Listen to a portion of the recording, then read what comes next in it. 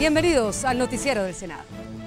En Cúcuta, los habitantes de esa ciudad protestan por el incremento desmesurado del predial. Cerca de un 300% fue el aumento. Esto prendió las alarmas entre los ciudadanos de Cúcuta, que hoy le piden al gobierno revisar la decisión. También les contamos la historia de una comunidad víctima de los avances del desarrollo. La doble calzada Bogotá-Villavicencio, en lugar de llevar progreso y bienestar, se está convirtiendo en un atropello contra las comunidades que habitan en la región. Aquí les contamos la historia. Estos son otros titulares en la presente emisión.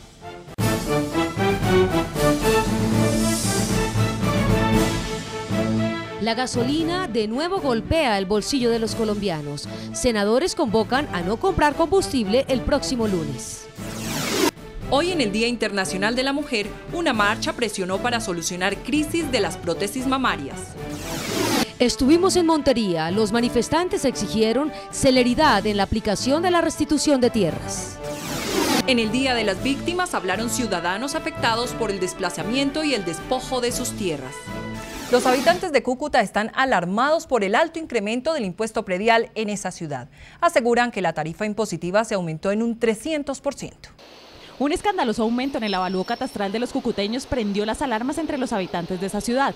El incremento pasó de 30.000 millones de recaudo anual a 117.000 millones para este año. Nosotros venimos pagando por un predio aproximadamente 283.000 pesos que se pagó el año pasado, y este año subió a un total de 1.506.700 pesos. Es una suma completamente exagerada. Denuncian que el Instituto Agustín Codazzi y la anterior administración son los responsables de tan alto despropósito. Tenemos muy claro de que el mismo municipio le pagó más de 9.000 millones de pesos al IGAT para que hiciera un estudio e iniciara inclusive la actualización catastral para lo que es la toma de lectura real como en cualquier ciudad de Colombia. Por su parte, el senador Manuel Guillermo Mora le pidió al gobierno congelar el incremento mientras se hacen los análisis pertinentes. Por favor, empiece mientras revisen a través del IGAC qué pasa con esa actualización catastral, que se congelen y se paguen los mismos tributos del año pasado. Sin embargo, la actual administración plantea una alternativa temporal para mitigar el impacto en el bolsillo de los cucuteños. Vamos a dar el 30% de descuento para los que paguen antes del 31 de mayo. Ahora el balón está del lado del Ministerio de Hacienda para solucionar el desmesurado incremento. ¿Usted, señor usuario, sabe el costo de un barril de combustible? Pues bien, al país producir ese barril de petróleo refinado le cuesta 2.034 pesos. Y si se le suman 4.400 que se destinan a Ecopetrol para inversiones y así garantizar el abastecimiento de combustible para el país, la cifra se aumenta a los 6.434 pesos. Pero además, agréguele el IVA, la sobretasa, costos de producción de la gasolina motor, entre otros, entonces se concluye que Colombia consume el combustible más costoso de América Latina. Las cifras anteriores confirman las críticas al gobierno por el incremento mensual de la gasolina. Esta situación llevó a varios senadores a convocar para el próximo lunes una protesta que consiste en no comprar combustible por ese día. Colombia tiene el precio de gasolina más caro de América, 8.911 pesos se pagan por cada galón. En Canadá, por ejemplo, un galón cuesta $3,82, unos 7.760 pesos colombianos. Es una manifestación simbólica de que los colombianos no tanqueemos ese día para rechazar las alzas de combustible y que una vez por todas el gobierno nacional en la reforma tributaria en materia de impuestos y en el tema de proyecto de ley de precios justos, pues el gobierno nacional se sensibilice. En nuestro vecino país de Ecuador, un galón cuesta $1,40, unos 2.480 pesos. Es bueno que un ciudadano tome una decisión, hoy no tanqueo, hoy no utilizo la gasolina para mandar un mensaje. Es que si no hacemos algo, se lo digo con toda claridad, vamos a llegar a mediados de este año a un galón de gasolina más de 10.000 pesos. Cansados de estos precios y por los constantes aumentos en los costos de los combustibles, el próximo lunes se realizará en el país una jornada de no tanqueo de vehículos, convocatoria que es compartida por varios senadores. Pasamos del combustible a las vías. Una delicada situación social denunciaron los habitantes de los municipios por donde se diseñó la doble calzada Bogotá-Villavicencio. Toda clase de atropellos se cometen. En Chipaque, por ejemplo, los campesinos se quejan porque la concesión Coviandes selló un camino nacional obstruyendo el paso a 5 veredas de la zona. Una violación del derecho porque ellos se sienten de verdad secuestrados. Según los habitantes de 5 veredas del municipio de Chipaque, por orden del concesionario Coviandes, ningún ciudadano puede cruzar este portón después de las 7 de la noche. Lo peor del caso es que solo un habitante maneja las llaves para darle paso a centenares de personas. Porque es que esto era un despelote. ¿Usted es la única que tiene las llaves? El segundo problema es que Coviandes no ha entregado a toda la comunidad las tarjetas preferenciales que los exceptúa de pagar el peaje que está a tan solo medio kilómetro. Nosotros tenemos que pagar peaje hasta para ir a ordeñar. Tercer problema, Coviandes desplazó a vendedores de la zona sellando las entradas a fincas y pequeños comercios. Aquí nos taparon la vía, todo esto no podemos entrar acá, ni carro, ni si va a parar un carro ahí mismo llega la policía, hacerle un parte y todo eso, entonces baila. Cuarto problema y quizás el más grave de todos, los predios por donde va el trazado de la doble calzada están siendo subvalorados por Coviandes, pagando cifras irrisorias a sus propietarios y generando desplazamiento. Me están dando 500.000 pesos por un lote que tiene 15 metros y va hasta el río. Caso similar le pasó a don José Otoniel Beltrán. Coviandes le pagó 10.152.000 pesos por una amplia casa con local comercial. Les decía yo, ¿por qué me sacan con tan poquitica plata? Me dijeron, no, es que este está en zona de alto riesgo. El alcalde de Puente Quetame reconoció la magnitud del problema y exigió soluciones de fondo. No les dan solución, les están pagando fichas sociales de 2, 3, 4, 10 millones de pesos. ¿A dónde puede una familia ubicarse en una ciudad o en el mismo municipio con 10 millones de pesos? Es decir que cuando pase por aquí la doble calzada, la mitad de su pueblo prácticamente va a quedar desaparecida del mapa. Más que la mitad, yo pensaría que el 80%. Los habitantes del Chipaque, Puente Quetame y Guayabetal dicen que la doble calzada Villavicencio les está generando problemas mentales. No nos sacó la guerrilla, no nos sacó el temblor y sí nos viene a sacar una empresa que manda el Estado. Las 5.000 familias afectadas solo esperan que Coviandes concerte medidas de fondo a la problemática social que hoy viven. El senador Milton Rodríguez recorrió la zona y se comprometió a realizar un debate de control político si no hay soluciones definitivas. No fue posible hablar con la empresa, pero tenemos su versión sobre la obra. Ante las comunidades de Chipaque, Puente Quetame y Guayabetal, el senador Milton Rodríguez anunció que tendrán todo su respaldo para evitar más atropellos por parte de Coviandes. Vamos a estar muy pendientes para que este impacto social y económico que tienen estos grandes proyectos no vulnere de ninguna manera los derechos fundamentales de las comunidades. Sostuvo que buscará mediación para que los campesinos no sigan siendo afectados. Que haya unas tarifas preferenciales para los peajes en los municipios afectados por el proyecto vial. También el diputado Héctor Cotrino exigió al gobierno intervención inmediata ante la magnitud del problema. Aquí se necesita de una pronta atención del gobierno nacional. Por su parte, a la lluvia de críticas, Coviandes respondió a través de esta carta enviada al gobernador de Cundinamarca en días pasados. Lamentamos que nuestros procedimientos de compra predial hayan sido tildados como acciones que atropellan y conducen a desplazamientos forzosos a la población, términos que solo pueden equipararse a las acciones violentas en Colombia de grupos al margen de la ley y que han despojado a miles de personas de sus tierras sin reconocimiento alguno. De no haber soluciones de fondo, el senador Milton Rodríguez dijo que adelantará un debate de control político para que la concesión vial de los Andes responda por el caos social que está originando la doble calzada a Villavicencio.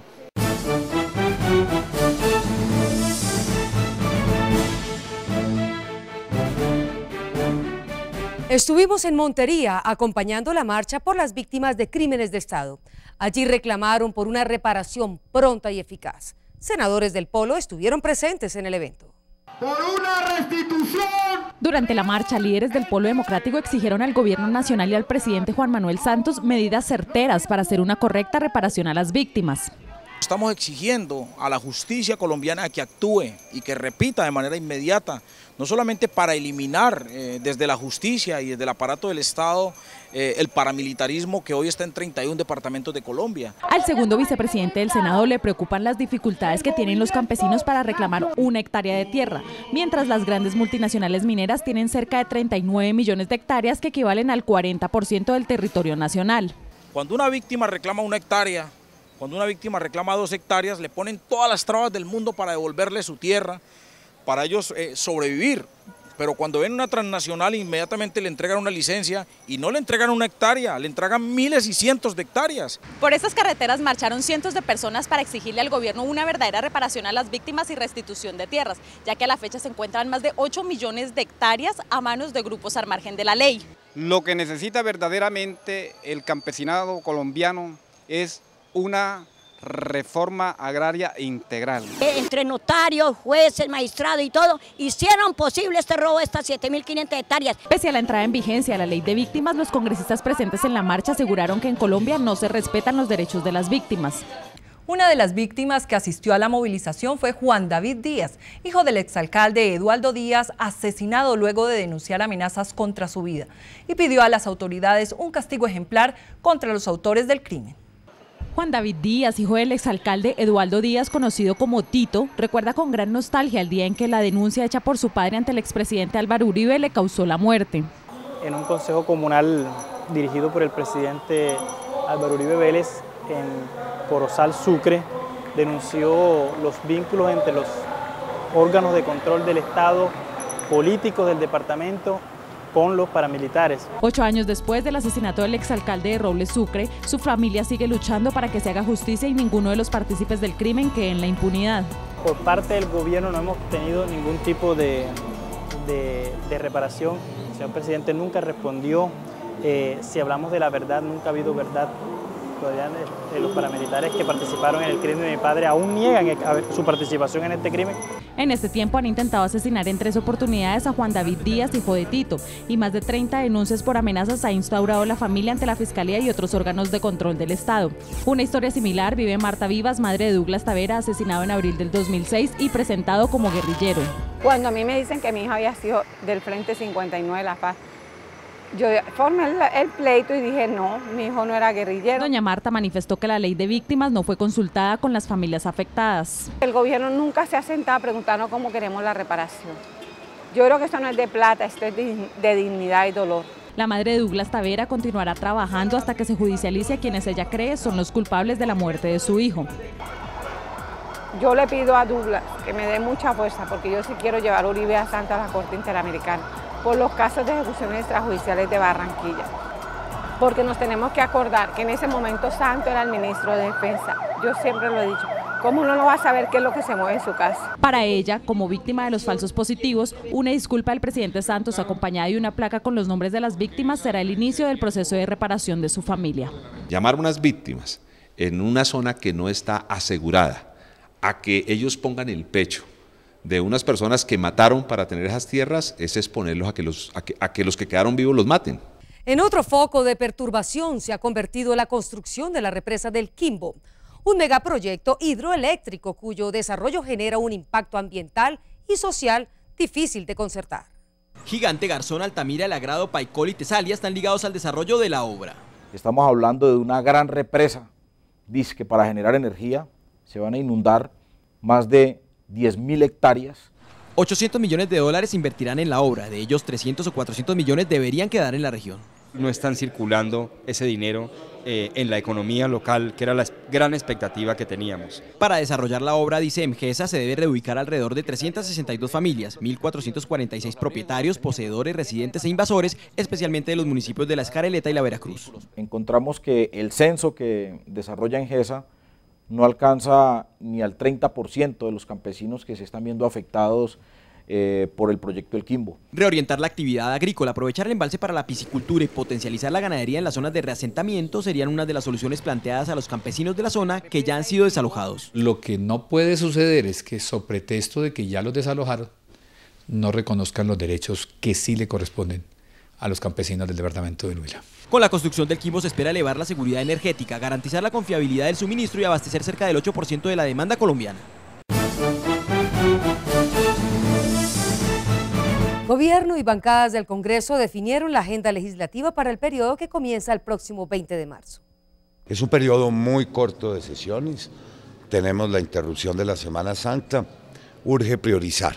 En contrarreloj comienza el segundo periodo legislativo en el Congreso. Tenemos los 3 actos legislativos El gobierno espera que hagan tránsito los proyectos que reglamentan los regímenes departamental y municipal, las áreas metropolitanas, la nueva reforma tributaria, el Código General de Tránsito y el Estatuto al Infractor.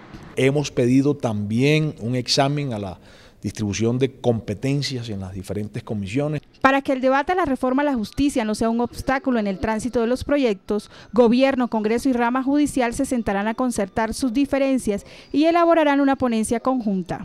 Una reforma a la justicia que corrija todos los problemas que quedaron de la primera legislatura. En cabeza del presidente del Congreso, Juan Manuel Corzo, y las organizaciones de Transparencia por Colombia, se puso en marcha un proyecto de ley para combatir la corrupción en el país.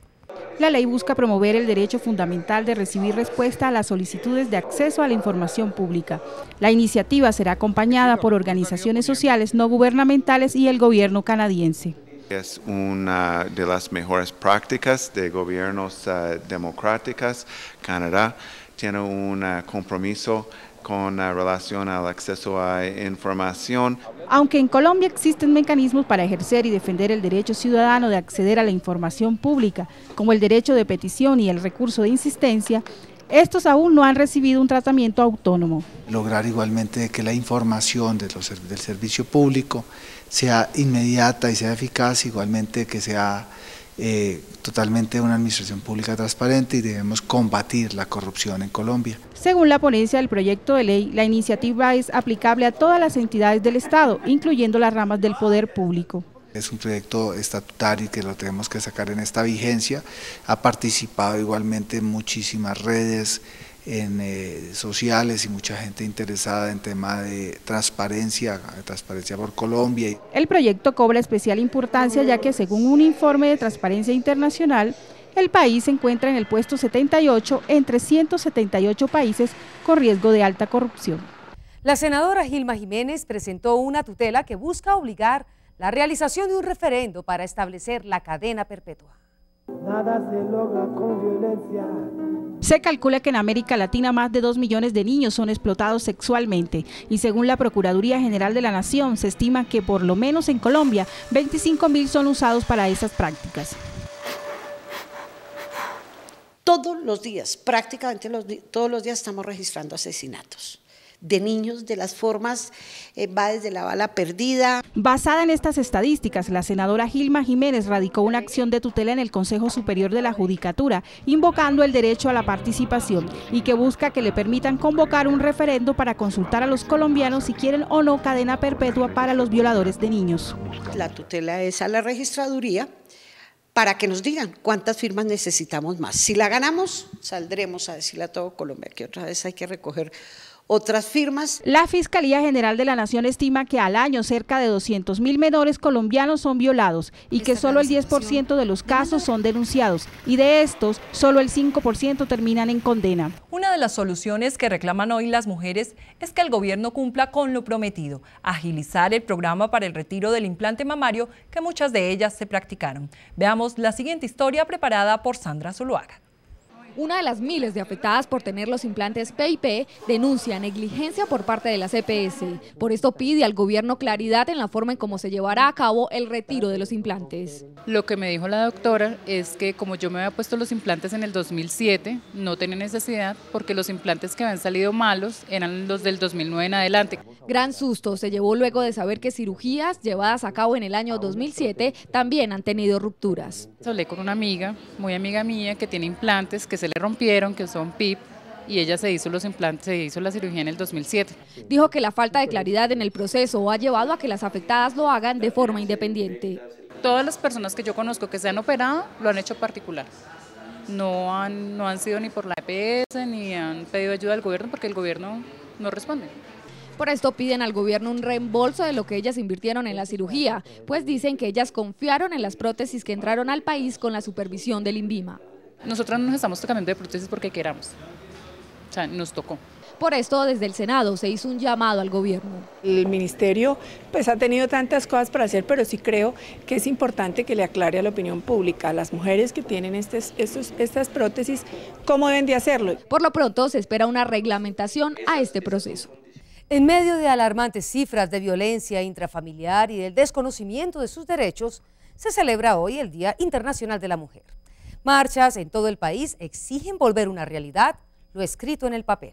Hace más de 100 años que se declaró el 8 de marzo como Día Internacional de la Mujer Trabajadora. En Colombia, ganarse un espacio en la sociedad y que la traten con igualdad en el sector laboral no ha sido fácil. En el sector de la informalidad, que es donde están mayormente las mujeres, estamos hablando del 44%, mientras un hombre está ganando 828.000 pesos, una mujer gana 575.000 pesos mensuales en promedio. El panorama es menos alentador con los casos de violencia intrafamiliar. El país está entre las 25 naciones donde más se presentan casos de femicidio. Por cada 100.000 víctimas, 6 son mujeres. En 2010, 1.444 murieron de forma violenta y de esa cifra, 125 a mano de su compañero sentimental. Las mujeres tenemos que conocer nuestros derechos y que cuando conozcamos los derechos nos los hagamos respetar, pero también que los hombres y que la sociedad reconozca esos derechos de la mujer. En el campo político la situación ha mejorado, no con el ritmo que las mujeres dedicadas a esta actividad lo quisieran, como lo asegura la senadora Alexandra Moreno Piraquí. Hay países que han avanzado más en Latinoamérica, que ya tenían la ley de cuotas esta de partidos políticos hace años, nosotros hasta ahora la estamos comenzando a utilizar. Ya en otros congresos tienen ellas una comisión de la equidad de la mujer que hasta ahora nosotros ya la implementamos por ley y es la que está funcionando, entonces nos estamos equiparando. El Congreso ha expedido normas como la 1496 y 1257 que combinan al gobierno nacional para que acabe con la desigualdad salarial entre hombres y mujeres, y para que como pilares fundamentales en la sociedad sean tratadas sin violencia. Bien, y así llegamos al final de la presente emisión. Los esperamos la próxima semana con más información aquí en el Noticiero del Senado. Esperamos que hayan pasado todas las mujeres un buen día. Así es, hasta pronto.